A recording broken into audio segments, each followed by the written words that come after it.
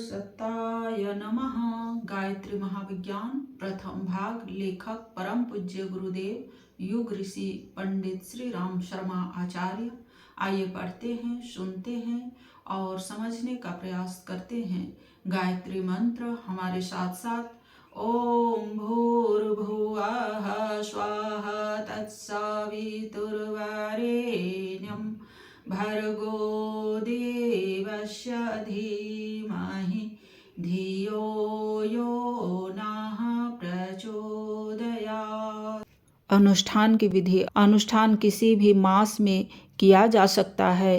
तिथियों में पंचमी, एकादशी, पूर्णमासी शुभ मानी गई है। पंचमी को दुर्गा, एकादशी को सरस्वती, पूर्णमासी को लक्ष्मी तत्व की प्रधानता रहती है। शुक्ल पक्ष और कृष्ण पक्ष दोनों में से किसी का निषेध नहीं है, किंतु कृष्ण पक्ष की अपेक्षा शुक्ल पक्ष अधिक शुभ है। अनुष्ठान आरंभ करते हुए नित्य गायत्री का आवाहन करें और अंत करते हुए विसर्जन करना चाहिए। इस प्रतिष्ठा में भावना और निवेदन प्रधान है। श्रद्धापूर्वक भगवती जगज्जननी भक्त वत्सला गायत्री यहाँ प्रतिष्ठित होने का अनुग्रह कीजिए।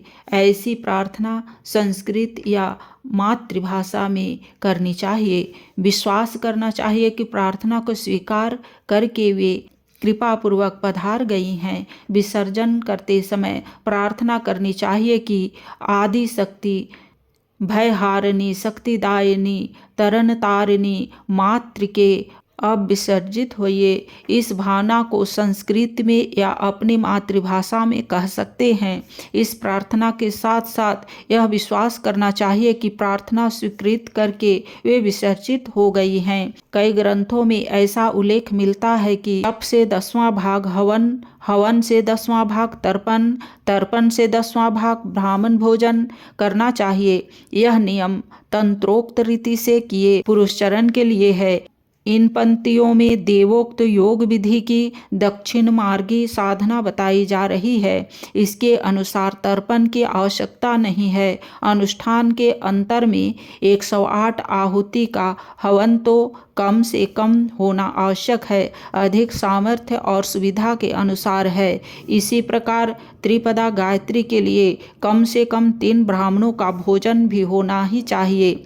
दान के लिए इस प्रकार की कई मर्यादा नहीं बांधी जा सकती। यह साधक की श्रद्धा का विषय है, पर अंत में दान करना अवश्य चाहिए। किसी छोटी चौकी, चबूतरी या आसन पर फूलों का एक छोटा सुंदर सा आसन बनाना चाहिए और उस पर गायत्री की प्रतिष्ठा होने की भावना करनी चाहिए।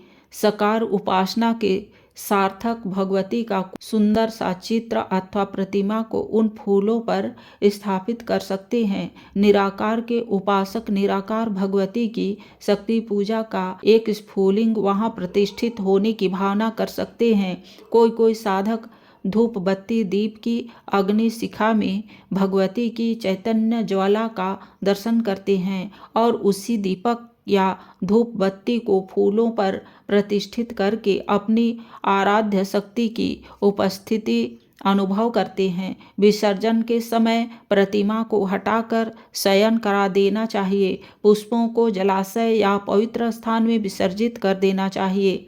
जली धूप बत्ती या रुई बत्ती को बुझाकर उसे भी पुष्पों के साथ विसर्जित कर देना चाहिए। दूसरे दिन जली हुई बत्ती का प्रयोग फिर न होना चाहिए। गायत्री पूजन के लिए 5 वस्तुएं प्रधान रूप से मांगलिक मानी गई है। इन पूजा पदार्थों में वह प्राण है जो गायत्री के अनुकूल बढ़ता है। इसलिए पुष्प आसन पर प्रतिष्ठित गायत्री के सम्मुख धूप जलाना, दीपक स्थापित करना, नैवेद्य चढ़ाना, चंदन लगाना आदि अक्षतों की वृष्टि करनी चाहिए। अगर दीपक और धूप को गायत्री की स्थापना में रखा गया है तो उसके स्थान पर जल का अर्घ्य देकर 5वें पूजा पदार्थ की पूरित करनी चाहिए। पूर्व वर्णित विधि से प्रातःकाल पूर्वाभिमुख होकर शुद्ध भूमि पर शुद्ध होकर कूस के आसन पर बैठें, जल का पात्र समीप रख लें। धूप और दीपक जप के समय जलते रहने चाहिए। बुझ जाए तो उस बत्ती को हटाकर नई बत्ती जलाकर पुनः जलाना चाहिए। दीपक या उसमें पड़े हुए धृत को हटाने की आवश्यकता नहीं है। पुष्प आसन पर गायत्री की प्रतिष्ठा और पूजा के अंतर जप प्रारंभ कर देना चाहिए। नित्य यही क्रम रहे। प्रतिष्ठा और पूजा अनुष्ठान काल में नित्य होती रहनी चाहिए। मन चारों ओर न दौड़े, इसलिए पूर्व वर्णित ध्यान भावना के अनुसार गायत्री का ध्यान करते हुए जप करना चाहिए। साधना के समय आवश्यक अंग के ध्यान में मन लगा देने से वह एक कार्य में उलझा रहता है और जगह जगह नहीं भागता। भागते तो उसे रोक रोक कर बार बार ध्यान भावना पर लाना चाहिए। इस विधि से एकाग्रता की दिन दिन वृद्धि होती चलती है। सवा लक्ष्य जप को 40 दिन में पूरा करने का क्रम पूर्व काल से चला आता है। हर निर्बल अथवा कम समय तक साधना कर सकने वाले साधक उसे 2 मास में भी समाप्त कर देते हैं। प्रतिदिन जप की संख्या बराबर होनी चाहिए, किसी दिन ज़्यादा किसी दिन कम, ऐसा क्रम ठीक नहीं। यदि 40 दिन में अनुष्ठान पूरा करना है तो 1,25,000 बटा 40 बराबर 3,125 मंत्र नित्य जपने चाहिए। माला में 108 दाने होते हैं। इतने मंत्रों की 3,125 बटा 108 बराबर 29, इस प्रकार 29 मालाएं नित्य जपनी चाहिए। यदि 2 मास में जप करना हो तो 1,25,000 बटा 60 बराबर 2,080 मंत्र प्रतिदिन जपने चाहिए। इन मंत्रों की मालाएं 2,080 बटा 108 बराबर 20 मालाएं प्रतिदिन जपी जानी चाहिए। माला की गिनती याद करने के लिए या मिट्टी को गंगाजल में सान कर छोटी छोटी गोली बना लेनी चाहिए और एक माला जपने पर एक गोली एक स्थान से दूसरे स्थान पर रख लेनी चाहिए। इस प्रकार जब सब गोलियां इधर से उधर हो जाए तो जप समाप्त कर देना चाहिए। इस क्रम से जप संख्या में भूल नहीं पड़ती। गायत्री आवाहन का मंत्र: आयातु वरदे देवी त्रैक्षरे ब्रह्मवादिनी गायत्री छन्दसामं माता ब्रह्मयोनि नमोस्तुते।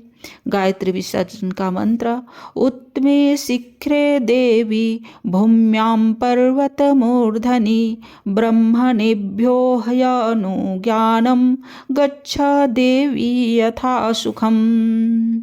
अनुष्ठान के अंत में हवन करना चाहिए। तदंतर शक्ति के अनुसार दान और ब्रह्मभोज करना चाहिए। ब्रह्मभोज उन्हीं ब्राह्मणों को कराना चाहिए जो वास्तव में ब्राह्मण है, वास्तव में ब्रह्मा परायण है। कुपात्रों को दिया हुआ दान और कराया हुआ भोजन निष्फल जाता है, इसलिए निकटस्थ या दूरस्थ सच्चे ब्राह्मणों को ही भोजन कराना चाहिए। हवन की विधि नीचे लिखते हैं। आज के वीडियो में इतना ही। अगले वीडियो में सदैव शुभ गायत्री यज्ञ के बारे में पढ़ेंगे और समझेंगे। लाइक, सब्सक्राइब और शेयर करें। धन्यवाद। ओम शांति।